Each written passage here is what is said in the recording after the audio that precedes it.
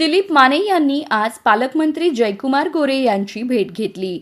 या भेटीत काय घडलं याची उत्सुकता संपूर्ण जिल्ह्यातील लोकांना लागली होती। या प्रश्नाचं उत्तर खुद्द दिलीप माने यांनी राजनीती न्यूजशी बोलताना दिलं आहे। बघा, दिलीप माने यांनी भेटीत काय घडलं हे सांगितलं आहे। पालकमंत्र्यांना मी नेहमीप्रमाणे सोलापुरात जेव्हा असते तेव्हा मी भेटायला जातो त्यांना। पक्ष सोडून माझी त्यांची मैत्री अनेक वर्षापासून आहे, मागच्या 10-15 वर्षापासून। नगरपालिका, पंचायत राज्य आणि अधिवेशन या काळामध्ये साधारणतः 2-3 आठवडे आमची भेटच झाली नाही। योगायोगाने सोलापुरात आले होते आणि त्यांचे संपर्क साधला, म्हणलं रेस्ट हाऊसला या।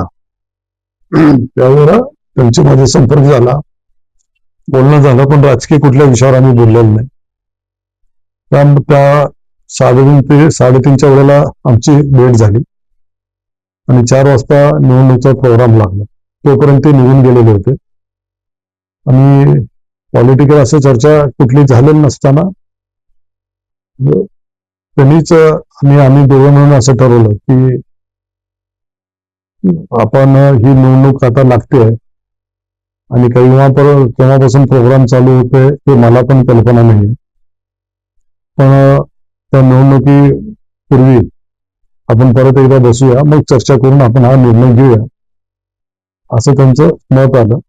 पण राजकीय कुठे कुठल्या गोष्टी झालेल्या नाहीत, त्यामुळं कुठला विषयच राजकीय झाला नसल्यामुळं आमचा विषय तिथंच थांबला आणि इतर गोष्टीच्या विकासाच्या गोष्टीबद्दल आम्ही बाकीच्या गोष्टी बोलणार त्यांच्याशी।